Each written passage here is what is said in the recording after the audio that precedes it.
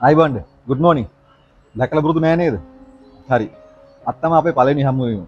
අද ඉඳන් අපි ලංකාව වටේ තියෙන අස්සක් මුල්ලක් නෑර ප්‍රසිද්ධ අප්‍රසිද්ධ හැමතැනකම ඔයාලත් එක්ක මේ ගමන යනවා.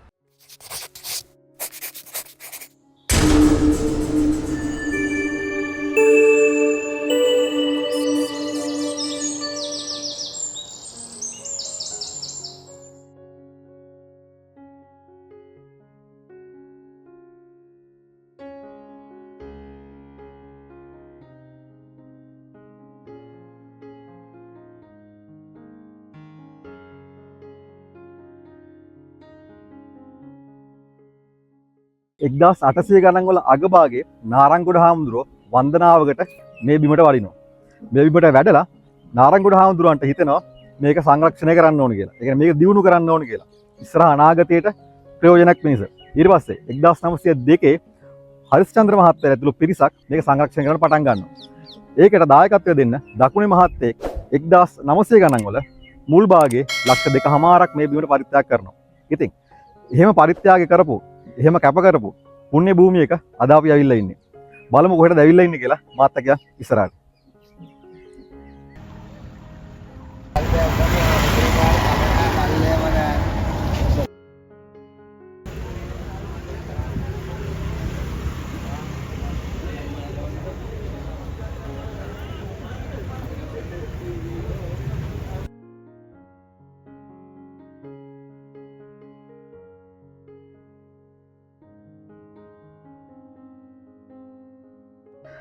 කොහොම හරි දුටුගැමුණු රජතුමා මේ භූමිය තෝරගන්නකොට මෙතන තිබිලා තියෙන්නේ රන් තෙලඹු ගහක්. මේ තෙලඹු ගහට අධිපති වෙච්ච දේවතාවෙක් ඉඳලා තියෙනවා. මේ දේවතාවියට කොච්චර කන්නලව් කරත් ඒ දේවතාවෙක් කැමති වෙලා නැහැ මෙතනින් බැහැලා යන්න. ඉතින් එදා දුටුගැමුණු රජතුමා මේ දේවතාවයට වෙච්ච පොරොන්දුව හින්දා අදටත් මේ මහා ස්තූපයට ඒ දේවතාවයගේ නම කියනවා. සෑය බඳිමි විමානයෙන් බසිනු මැනවි අසර මාසේ උන් පොය දවසේ උත්සල නැගතින් දුටුගැමුණු රජතුමා මේ මහා ස්තූප කර්මාන්තයට මුල් ගලා තියෙනවා. මේ මුල් ගලා තියෙන දවසේ ඉන්දියාවෙන් වගේම නොයෙක් රටවල් වලින් මේ මහා පුණ්‍ය භූමියට මහරහතන් වහන්සේලා වඩිනවා. ඒ මහරහතන් වහන්සේලා ලක්ෂ 3කට අධික ප්‍රමාණයක් වැඩම කරා කියලා පොතපත්වල සඳහන් වෙනවා. ඉතින් මේ මුල් ගලා තියද්දි දුටුගැමුණු රජතුමාගේ වටේටම හාමුදුරුවෝ රිඳගෙන පිරිත් සජ්ජායනා කරා කියලා පොතපත්වල සඳහන් වෙනවා. ඉතින් මුල්ගල තියලා අවසානයේදී දුටුගැමුණු රජතුමාට අමතරව තව මේකේ ප්‍රධාන මුල්ගල් 7ක් තිබුණා කියලා මහාවංශයේ සඳහන් වෙනවා. මේ මුල්ගල් තියලා ඉවරනාට පස්සේ ඉන්දියාවෙන් වැඩම කරපු ප්‍රියදස්සී කියලා හාමුදුරු කෙනෙක් මෙතන ධර්ම දේශනාව කරලා තියෙනවා. ඉතින් මේ ධර්ම දේශනාවෙන් පස්සේ දුටුගැමුණු රජතුමා මහා ස්තූපයේ වට ප්‍රමාණය සටහන් කරනවා රිදී දණ්ඩකේ. මේ අවස්ථාවේ දීඝදර්ශී සිද්ධාර්ථ කියලා හාමුදුරු කෙනෙක් ඉස්සරහට ඇවිල්ලා දුටුගැමුණු රජතුමාට කියනවා රජතුමනි මේ වට ප්‍රමාණය වැඩි මේ කරුණා කරලා අඩු කරන්න කියලා. රජතුමා අන්නේ කාරණාව අහනවා. අහලා අද මේ අපට දිස්සන මහා ස්තූපයේ වට ප්‍රමාණය සඳහන් කරන්නේ සිද්ධාර්ථ හාමුදුරුවෝ. සිද්ධාර්ථ හාමුදුරුවෝ මේ ගිය වට ප්‍රමාණය තමයි මහා ස්තූපයේ වට ප්‍රමාණය වෙන්නේ. ඉතින් මෙන්න මේකෙන් පස්සේ මහා ස්තූපය හදන්න පටන් ගන්නවා. උසින් අඩි 300ක්. ඒ කියන්නේ වඩුරියන් 120කට ආසන්න උසින් යුත් මේ මහා ස්තූපය හදන්න නම් හොඳ පාදමක් තියෙන්න ඕන. ඒ කියන්නේ හොඳ ෆවුන්ඩේෂන් එකක් තියෙන්න ඕන. මෙන්න මේ කතන්දරේ අපේ හාමුදුරුවෝ අපේ ආච්චිලා සීලට සඳහන් කරන්නේ මෙන්න මේ විදිහට. අපේ හාමුදුරුවෝ කියනවා ඉස්සෙල්ලාම මේ පාදම දැම්ම කියලා. ඊට පස්සේ දැම්මට පස්සේ කට්ටිය වැඩ කරලා ඉවරලා ගෙවල් වල ගිහිල්ලා පහුවෙන් දෙනකොට මේ ෆවුන්ඩේෂන් එක පහළට බහැලලු. දෙවෙනි පාදම දානවා කියනවා. ඒකත් දැම්මට පස්සේ වැඩ ඇරලා කට්ටිය ගෙදර ගිහිල්ලා එනකොට ඒකත් ගිලා බහැලා. මෙන්න මේ විදිහට 9 පාරක් මේ ෆවුන්ඩේෂන් එක දැම්ම කියලා කියනවා. 9 පාරක් කියන්නේ අද කාලේ හැටියට බැලුවොත් අඩි 2 ගානේ නවසරයක් ගත්තොත් අඩි 18යි. ඒ කියන්නේ පිහිටි ගලට ඉරෝණැසයේ පාදම දාලා තියෙනවා. ඉස්සෙල්ලාම මඩ තට්ටුවක් දාලා මේක අතුන් ලව පාගවලා තියෙනවා. ඊට පස්සේ මේකට හුණු දාලා අතුන් ලව පාගවලා තියෙනවා. මේ හුණු දාද්දි හුණු පාගද්දි අතුන්ට හං සපත්තු දැම්ම කියලා මහා වංශයේ සඳහන් වෙනවා. ඉතින් මේ හුණු දාලා ඊට උඩින් යකඩ දැලක් දාලා ඊට උඩින් ආපහු පස් දාලා ආයෙ තලලා ඊට උඩින් දාලා තියෙනවා රිදී දැලක්. මෙන්න මේ රිදී දැලක් දාලා ආපහු පස් දාලා ඒකත් අල්ලලා ඒ විදිහට තමයි ලේයර්ස් දාලා මේ පාදම ගොඩනගලා තියෙන්නේ. ඉතින් මේ පාදම ගොඩනගලා මේසා විශාල ස්තූපයක් අද වෙනකන් කිසිම ප්‍රශ්නයක් නැතුව මේ ස්වභාව ධර්මයේ හැම දෙයකටම මුහුණ දීගෙන අදටත් විරාජමානව වැජඹෙනවා. අපි යන් ධාතු ගර්භයට කොහොමද ධාතු ගෙනාවේ? කොහොමද දාව තැම්පත් කරේ කියන එක බලන්න බටහිර දොරටුව ගාවට.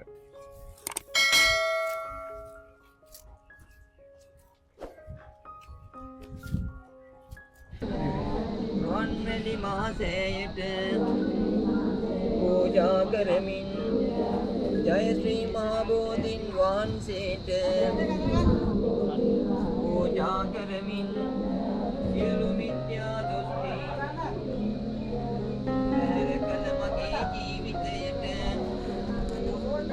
මේ මොහොතේ පටන් පෙනෙන නොපෙනෙන කිසිදු ලෝකයකින් කරදරයක් බාධාවක් පීඩාවක් මිනිහැරයක් සිදු නොවේවා.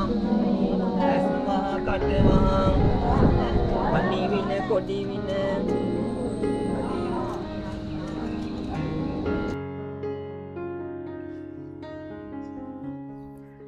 පේසාවල් ටික හදලා ඉවරලා ධාතු ගර්භය හදන්න කලින් මේ මහා තූපේ දාවත් තැන්පත් කරන්න ඕන. ඉතින් මේ දාවත් තැන්පත් කරන උත්සවය ඇසළ මාසයේ පුර පසළොස්වක දවසක හැන්දෑවක තමයි රත්තුමාල හැත් වෙලා තිබුණේ. මේ උත්සවයට මුළු ජනතාව 8000ක් ප්‍රමාණ ආවා කියලා පොතපතවල සඳහන් වෙනවා. ඒකේ කාන්තාව මල් අරගෙන මේ උත්සවයට ඇවිල්ලා තියෙනවා.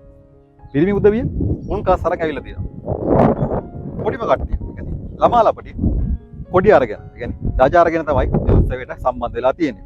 දුටුගැමුණු රජතුමා මේ උත්සවයට ඇවිල්ලා තියෙන්නේ සුදු අශ්වයින් 4 දෙනෙක් කරත් එක නැගලා දසමහා යෝධිනුත් එක්ක. ඒකට ඉස්සරහින් කඩොල ඇතා ගිහිල්ලා තියෙනවා. ඉතින් මේ උත්සවයට ධාතු ගර්භයට දාවත් තැන්පත් කරන ධාතු වඩම්මන වැඩේ බාර දීලා තියෙන්නේ සෝනුත්තර කියන තරුණ 이르දි රහතන් වහන්සේට.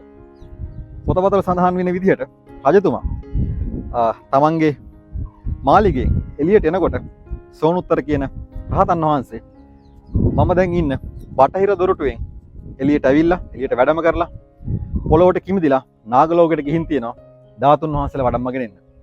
ඒ වඩම්මගෙන එන්නේ නාගලෝකයේ තිබුණු කාල කියන නාරදතුමා ළඟ තිබුණු ධාතුන් වහන්සේලා. නාගලෝකේ ඒ වෙනකොට තිබිලා තියෙනවා ධාතුන් වහන්සේලා ද්‍රෝණයක් පමණ. ද්‍රෝණයක් කියන්නේ බුදුරජාණන් වහන්සේගේ ධාතු ප්‍රමාණයෙන් 8න් එකක්. සෝනුත්තර හාමුදුරුවෝ නාගලෝකයට ගිහිල්ලා කාල නාරදතුමාගෙන් ඉල්ලලා තියෙනවා අපට දෙන්න ධාතුන් වහන්සේලා මහා ස්තූපයක් කරන දුටුගැමුණු රජතුමා ඒ වෙනුවෙන් අපට දෙන්න කියලා. හැබැයි කාල රජතුමා කැමති වෙලා නැහැ මේකට. කාලතුමා කරලා තියෙන්නේ තමන්ගේ මස්සිනාලව මේ තියෙන ද්‍රෝණයක් ධාතුන් වහන්සේලා හොරෙන්ම පිටමං කරලා තියෙනවා වනයේට. ඊට පස්සේ කාල ඇවිල්ලා කියලා තියෙනවා අපිව ධාතුන් වහන්සේලා නැහැ ස්වාමීනි අපිට කරන්න දෙයක් නැහැ කියලා. සෝනුත්තර රහතන් වහන්සේ අහලා තියෙනවා හරි තිබිලා ගත්තොත් කමක් නැද්ද කියලා. ඊට පස්සේ කාල කියලා තියෙනවා අපි ගවන්නේ නැහැ කියලා. රහතන් වහන්සේ ආයෙත් අහලා තියෙනවා මම ගත්තර කමක් නැද්ද කියලා. කාල කියලා තියෙනවා ඔබ වහන්සේට පුළුවන් තරමින් හොයලා අරන් එන්න කියලා. සෝනුත්තර අපේ රහතන් වහන්සේ ඒගමම්ම 이르දි බලයෙන් වැඩම කරලා ඒ ධාතුන් වහන්සේලා අරගෙන මේ අත අකුලලා දිගාරණ ශෙනයකින් මහා ස්තූපයට වැඩම කරලා තියෙනවා ද්‍රෝණයක් ධාතුන් වහන්සේලා තරගෙන. ඉතින් මේක සැලවෙච්ච නාගලෝකේ හැමදෙනාම කම්පා වෙමින් සෝනුත්තර රහතන් වහන්සේ පසුපසින් දී ඇවිල්ලා තියෙනවා. අන්තිමට ධාතුන් වහන්සේලා කීප නමක් නාගලෝකයට වැඩම කරන්න අවසර දීලා තියෙනවා. හැබැයි අදටත් නාගලෝකයෙන් වැඩම කරපු ද්‍රෝණයක් ධාතුන් වහන්සේලා ඒ කියන්නේ බුදුරජාණන් වහන්සේගෙන් 8න් එකක් ධාතුන් වහන්සේලා තාමත් වැඩ ඉන්නේ මහා ස්තූපේ. අදටත් මේ බටහිර දොරටුවෙන් නාගලෝකයෙන් මහා ස්තූපේ වඳින්න නාග වෙනවා කියලා බොහොම ප්‍රසිද්ධ කතාවක් තියෙනවා. ඒක ඇත්ත හෝ නැත්ත අදටත් බටහිර දොරටුව වහලා අගුළු දාලා තියෙනවා. මෙතනින් ගිහිල්ලා නාගලෝකයෙන් අපේ නාග පරම්පරාව ඇවිල්ලා මහා ස්තූපය වැඳලා යනවා කියලා බොහොම ප්‍රසිද්ධ කතාවක් තියෙනවා.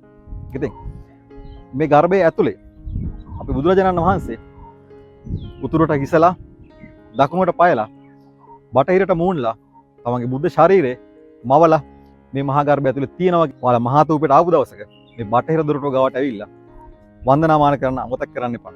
මොකද එහෙම වන්දනාමාන කරනවා කියන්නේ බුදුරජාණන් වහන්සේගේ මූණ දිහා බලාගෙන වන්දනාමාන කරනවා වගේ වැඩක්.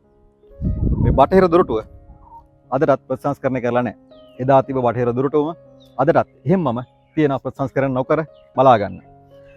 අතන ගියොත් බලා ගන්න පුළුවන් නාගයන්ට මෙතනින් මළුවට එනකොට තමන්ගේ පාදෝවණය කරන්න ගලින් නෙලපු ශෛලමය බේසමක් මෙතන තියෙනවා.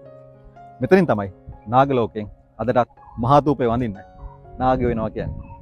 අපි යන් මහාතූපේ බලන්න. එන්න.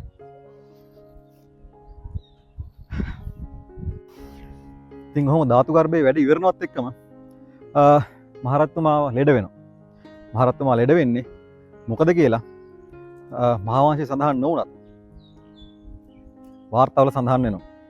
එක් කතාවක් තියෙනවා මහාතූපේ හදද්දි මහාතූපේ ගොඩනගද්දි නාග ලෝකයෙන් ආපු යුවතියන් කට්ටියක් මේ මහාතූපේ වැඳලා යමින් ගමන දුටුගැමුණු රජතුමාගේ නෙත ගැටලා තියෙනවා. ඉතින් මේකෙන් එක යුවතියකගේ අතින් අල්ලලා තියෙනවා දුටුගැමුණු රජතුමා. දුටුගැමුණු රජතුමා අතින් අල්ලලා දුටුගැමුණු රජතුමාත් එක්ක කතා බහ කරලා දුටුගැමුණු රජතුමා එකතු වුණාට පස්සේ ඒ යුවතිය කියලා තියෙනවා රජතුමනි මම කාල කියන නාග රජතුමාගේ විසවක් එහෙනම් ඔබතුමාට ගොඩක් ප්‍රශ්න තියෙන ඉඩ තියෙනවා. එහෙනම් කරුණා කරලා තිසාවේවට බහින්න නැතුව ඉන්න කියලා. රජතුමා එහෙම පිළි අරගෙන කාලයක් ගිහිල්ලා තියෙනවා. ඉතින් මේ ගියාට පස්සේ දවසක් රජතුමාට අමතක වෙලා රජතුමා මේ තිසාවේවට බහැලා තියෙනවා. මේ තිසාවේවට බහැපු වෙලාවේ නාගෙක් ඇවිල්ලා රජතුමා දෂ්ට කරා කියලා කියනවා. ඉතින් මේකෙන් රජතුමාව අසනීප වෙලා සෑහෙන්න දුර්වල වෙලා තියෙනවා. ඉතින් මේ දුර්වල වෙලා තියෙන රජතුමාව අන්තිමටම මරණාසන්න වෙලා තියෙනවා. ඒ බව දැනගත්ත සද්ධාතිස්ස රජතුමා මේ මහා තූපය අවසන් නොවුනත් උණ බම්බු සවි කරලා ඒකේ සුදු පිරිවට ඔතලා දුටුගැමුණු රජතුමාට පෙන්ලා තියෙනවා මහා තූපය වැඩි ඉවරයි කියලා.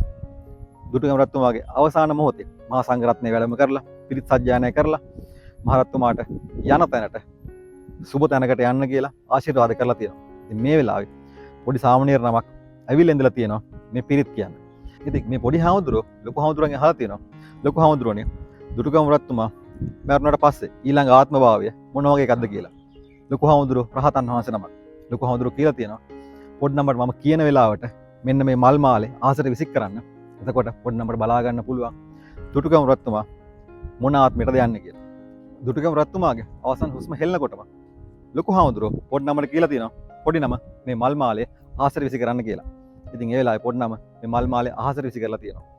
දුටුගැමුණු රජතුමාගේ ආත්මයත් එක්කම මේ මල් මාලේ උඩ අහසට ගිහිල්ලා තියෙනවා. ඉතින් මේ අවස්ථාවේ ඇවිල්ලා හිටපු ජනතාව වගේම සංඝරත්නයත් සාදුකාර දීලා තියෙනවා. දුටුගැමුණු රජතුමා සුසිත දිව්‍ය ලෝකයට වැඩම කරපු එක ගැන. ඉතින්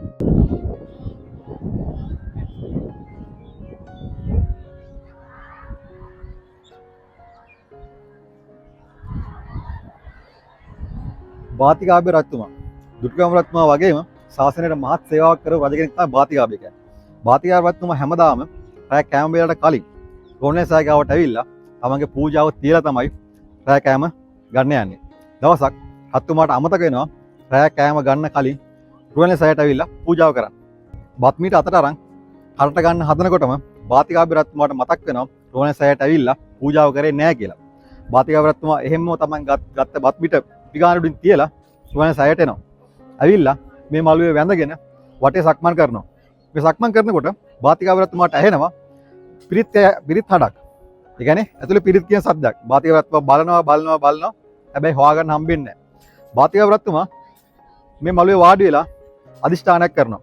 මම බුදු සාසනයට මෙච්චර වැඩ කරපු මිනිස්සෙක් මට මේ හඬ කොහෙන්ද ඇහෙන්නේ කියලා මට බලන්න ඕන.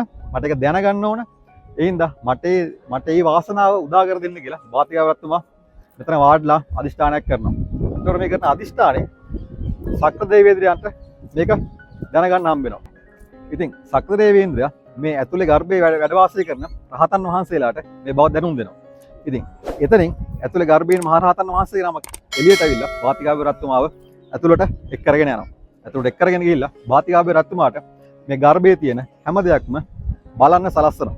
බාතිකාභය රජතුමා මේ ඇතුලේ ගර්භයේ දැක්ක හැම දෙයක්ම එළියට ඇවිල්ලා මැටියෙන් අඹලා මිනිස්සුන්ට බලන්න දුන්නා කියලා මාංශ කතාවල සඳහන් වෙනවා. ඒ වගේ වැඩක් කරපු රජ කෙනෙක් තමයි බාතිකාභය කියන්නේ. ඉතින් ගමනේ පළවෙනි අදියර අපි මෙහෙම ඉවර කරනවා. ආපහු ගමනේ දෙවෙනි අදියරකින් අප්පුලා ළඟදිම හම්බෙමු. එතකන් හැමෝටම සුබ ගමනක් වේවා. අපි ගිලෙන්න.